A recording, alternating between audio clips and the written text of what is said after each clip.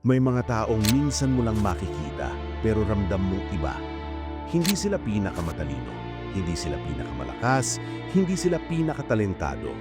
Pero kapag may kailangan silang matutunan, kapag kailangan nilang umangat, kapag kailangan nilang magbago, ginagawa nila iyon ng 10 beses na mas mabilis kaysa sa iba. Para bang may shortcut silang alam, may sikreto silang hawak, may susi sila sa mastery na hindi napapansin ng karamihan. At kung tapat ka sa sarili mo, malamang na itanong mo na rin, bakit sila ang bilis matuto? Samantalang ako, ang dami ko ng linggo, ang dami ko ng buwan, minsan taon na, pero parang wala pa ring nangyayari.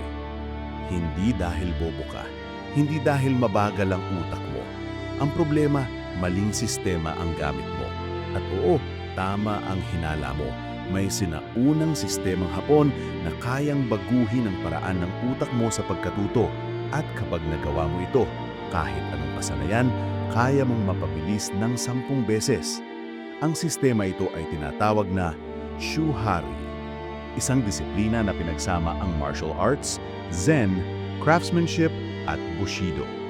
Ginamit ito ng mga master swordsmen, calligraphers, monks at mga modernong Japanese engineers. At dito mismo sa Path of the Warrior Tagalog, ipapakita ko sa iyo kung paano gumagana ang Shuhari, hindi lang bilang konsepto, kundi bilang blueprint kung paano matuto ng anumang kasanayan ng mabilis at malalim. Hindi dahil ipinanganak kang magaling, kundi dahil tama ang proseso. Pero bago tayo pumunta roon, balikan muna natin ang kwento ng isang batang nagbago ang buhay dahil sa sistemang ito. 6 na taong gulang. Mahina, tahimik, hindi athletic, hindi matapang. Halos hindi makatingin sa mata ng kahit sino. Ang pangalan niya, Yamato. May iisang pangarap siya, maging mandirigma. Hindi para makipaglaban, kundi para maging matatag. Pero sa mundo niya, kapag mahina ka, wala kang lugar sa daigdig ng mga warrior. At sa lahat ng bata sa dojo, siya ang pinakamahina. Kapag naglalaro ang iba ng bamboo swords, siya ang laging natatamaan. Kapag may group training, siya ang laging nahuhuli. Kapag may tinuturong galaw ang instructor, siya ang laging mali. Ilang buwan siyang sumubok pero parang walang nangyayari. Hanggang sa isang gabing umuulan, nakaupo siya sa labas ng dojo, yakap ang kumot, tahimik na umiiyak. Doon siya nakita ng matandang master, si Master Akiyama. Lumapit ang matanda at nagtanong, "Bakit ka umiiyak, bata?" Hindi makatingin si Yamato. Sa huli, bumulong siya. "Sensei, hindi ko kaya. Mabagal ako, mali palagi. Kahit paulit-ulit ako, hindi ko matutunan." Ngumiti ang matanda. Ngumiting hindi nang aasar at hindi nang huhusga. Parang ngiti ng taong may alam na sikreto na hindi mo pa natutuklasan. May isang sistema, sabi niya. Isang paraan para matuto kahit gaano kakahina. Pero kailangan mong maging matyaga. Ito ang paraan ng Shuhari. At doon unang nabanggit ang 3 yugto, Shu, Ha, Ri. Hindi pa niya ipinaliwanag. Sa halip, sabi ng master, simula bukas, hindi ka na magpa-practice ng sword techniques. Nagulat si Yamato. Pero sensei, paano ako lalakas kung hindi ako magsusword practice? Bukas, sagot ng matanda, puputulin mo ang mga dahon sa hardin. Isa-isa, araw-araw. Nalito ang bata, anong kinalaman ng pagpuputol ng dahon sa pagiging mandirigma? Kinabukasan, sinimulan niya. Maliit na kahoy na kutsilyo, isang halaman sa harap niya. Sinubukan niyang putulin ang isang dahon. Isang hiwa, durog. Hindi malinis ang cut. Uulitin mo, sabi ng master, 10, 20, 30, hanggang sa sumakit ang kamay niya at mapuno ng punit-punit na dahon ng sahig. Sa unang linggo, wala siyang naiintindihan. Sa pangalawa, naiirita na siya. Sa pangatlo, gusto niya nang sumuko. Pero ang sabi lang ng matanda, Shu muna. Ito ang unang prinsipyo ng Shuhari. Shu, sundin muna walang tanong. Ulitin ang proseso kahit hindi mo pa inaiintindihan. Huwag ka munang mag-imbento o magpaka-unique.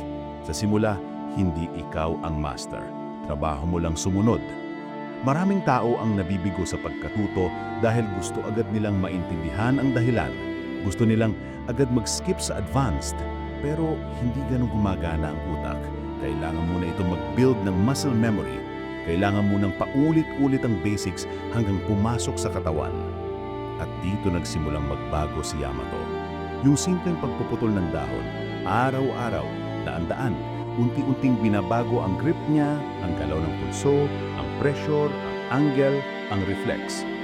Hindi niya napapansin, pero gumagalaw ang katawan niya ng mas pulido, mas eksakto, mas kontrolado. Isang araw, habang pinapanood siya ng master, may napansin ito.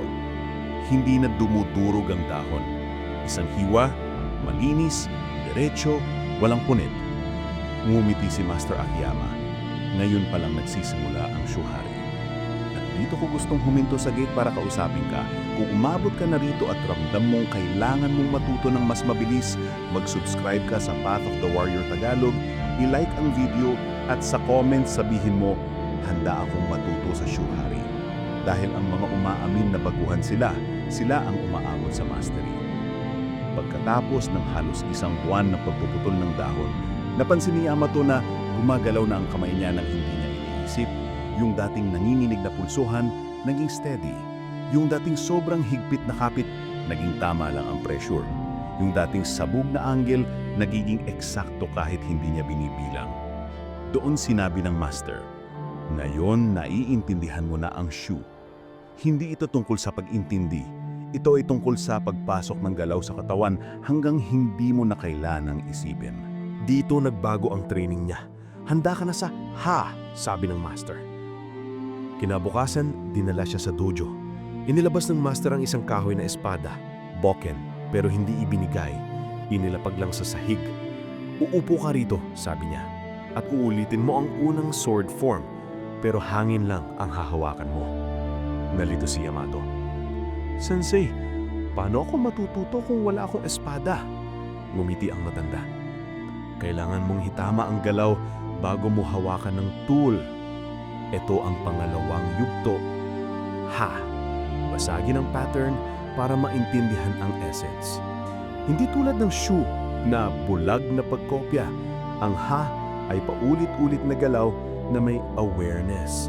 Hindi ka na parang robot. Dito ka na nagsisimulang magtanong, bakit ganito ang angle? Bakit ganito ang timing? Bakit dito ang paa? Araw-araw, ini-imagine niya ang paghiwa sa hangin. Ini-imagine niya ang bigat ng espada, ang tunog ng blade, ang tama ng hiwa. Sa prosesong ito, napansin niya na ang isang swing pala ay kombinasyon ng angle, timing, breathing, posture, footwork at rhythm. Mas malinaw niya itong nakikita dahil wala pang espada, wala pang pressure, wala pang takot mapahiya. Ito ang hindi alam ng karamihan. Kapag tayo natututo ng kasanayan, negosyo, wika, sport, kahit relasyon, humahawak agad tayo sa tool, apps, gadgets, komplikadong systems. Pero hindi pa handa ang katawan at utak, kaya mabagal ang progress. Kapag inuna mo ang essence, bumibilis ang lahat. Habang inuulit ni Yamato ang galaw sa hangin araw-araw, natututo siyang makita ang mali niya bago pa ito mangyari. Sensei, mali pala ang tuhod ko kaya hindi pantay ang swing, sabi niya minsan. Ngumiti ang master. Ngayon ka palang natututo matuto. Pagkalipas ng ilang linggo, ibinigay na sa kanya ang bukid. Mabigat sa una, pero iba na ang galaw. Hindi na pabigla-bigla. Sa unang 3 swing, nakita na agad ang form na ilang buwan niyang hinahanap. Sa ika-4 na swing, isang malinis, kontrolado at eksaktong hiwa. Sabi ng master, hindi yun himala. Iyon ay libu-libong micro-corrections. Ito ang ha. Pagputol sa maling pagkatuto, pag-alis ng sobra, pag-adjust sa bawat galaw hanggang luminaw ang core. Habang lumalalim ang training, napansin ni Yamato na pati ibang bagay sa buhay niya ay sumasabay. Mas mabilis siyang matuto sa aralin. Mas mabilis niyang naiintindihan ang instructions. Mas mabilis niyang nakikita ang pattern sa kilos ng tao. At sabi ng master, kapag natutunan mong matuto ng tama, kahit ano, kaya mong matutunan. Pero darating ang pinakamisteryosong yugto. Ang paglabas sa form at pagbuo ng sarili mong estilo. Yung punto na hindi mo na iniisip ang teknik, ikaw na mismo ang teknik. isang maulan na hapon, tinawag siya ni Master Akiyama. "Dalhin mo ang boken mo," sabi nito. Dinala niya. "Saan po tayo?" tanong ni Yamato. "Sa lugar kung saan sinusubok ang mandirigma, kung saan maraming nakatingin pero walang gustong tumulong," sagot ng Master. Dinala siya sa village square. Maraming tao.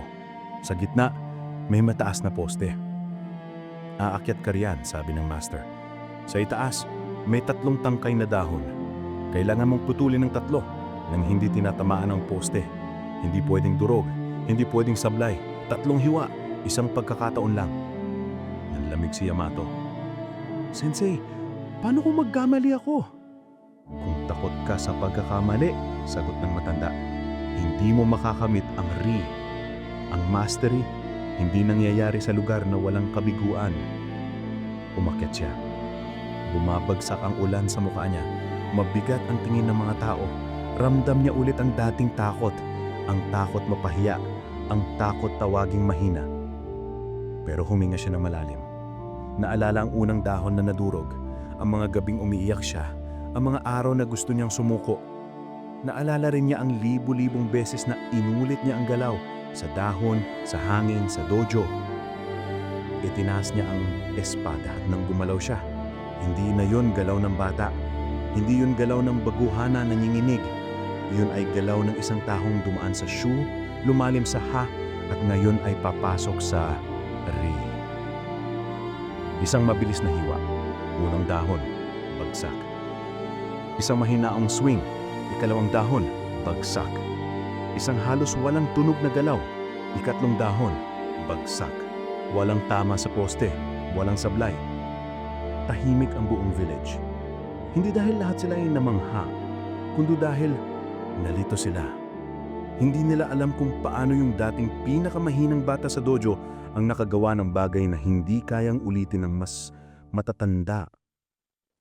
Bumaba si Yamato, basang-basa sa ulan. Nanginginig hindi sa takot, kundi sa adrenaline. Lumapit ang master. Tahimik na tumingin, saka bumulong. "Ngayon, handa ka na sa Ri." Sa wakas, ipinaliwanag niya. "Shu, sundin muna. Ulitin ang basics kahit boring, kahit mabagal. Dito mo binubuo ang pundasyon. Ha, basagin ang pattern. Kapag nakasanayan mo na, magsimulang magtanong, mag-adjust, magtama. Dito, tumatalas ang utak. Ri, lumaya sa form. Hindi ka na nakakulong sa rules. Kaya mo mag-adjust sa kahit anong sitwasyon. Ikaw na mismo ang prinsipyo." Sa Ri, hindi mo na iniisip ang bawat hakbang. Wala nang sobrang pag-iisip. Napalitan na ito ng instinct na hinubog ng proseso. Sa mga sumunod na linggo, nag-iba ang training ni Yamato. Hindi na siya pinapasunod sa iisang galaw lang. Sa halip, binibigyan siya ng iba-ibang sitwasyon. Kung mas mabigat ang espada, paano ka mag-a-adjust?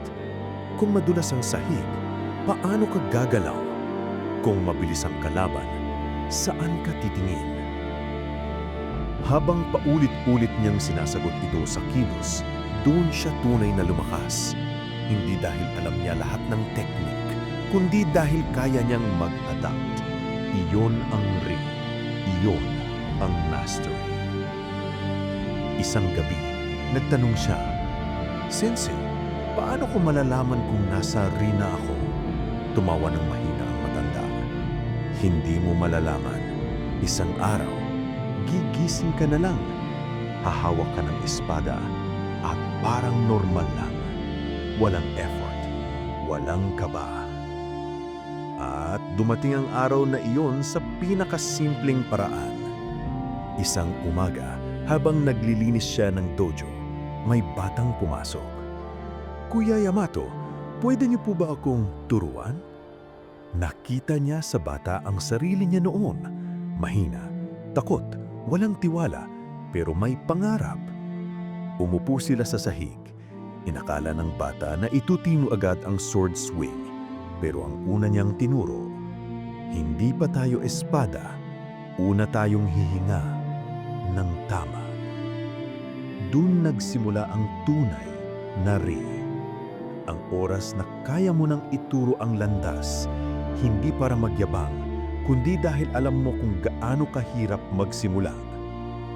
Ngayon, ikaw na nakikinig, kahit anong gusto mong matutunan, isang kasanayan, isang wika, isang sport, isang craft, isang negosyo, o isang bagong identity, kaya mong pabilisin ang pagkatuto mo, hindi dahil bigla kang gagaling kinabukasan, kundi dahil babaguhin mo ang proseso. Sa Shu, pumili ka ng master o method. Sundin mo muna ng walang arte. Sa Ha, kapag na-internalize mo na, magsimulang magtanong, mag-adjust, magtama. Sa Ri, kapag dumating ang araw na hindi mo na iniisip ang bawat galaw, magugulat ka. Hindi ka na lang nag-aaral. Isa ka ng mandirigma sa kasanayang iyon. Ang tanong, handa ka bang maging baguhan ulit? Handa ka bang sumunod muna kahit hindi mo naiintindihan lahat? Handa ka bang paghiwa-hiwalayin ang lumang galaw mo? Handa ka bang palitan ang pride ng proseso? Kung oo, simulan mo ngayon. Mag-subscribe sa Path of the Warrior Tagalog. I-like ang video at sa comments isulat, ito ang kasanayang aaralin ko sa Shu Ha Ri. At ilagay mo kung ano iyon. Tandaan, hindi dahil mahina ka, kaya mabagal ang progreso mo. Minsan, mali lang ang sistema. Baguhin mo ang sistema at mababago mo ang utak mo. At kapag nangyari iyon, ikaw mismo ang magiging mandirigma ng sarili mong landas.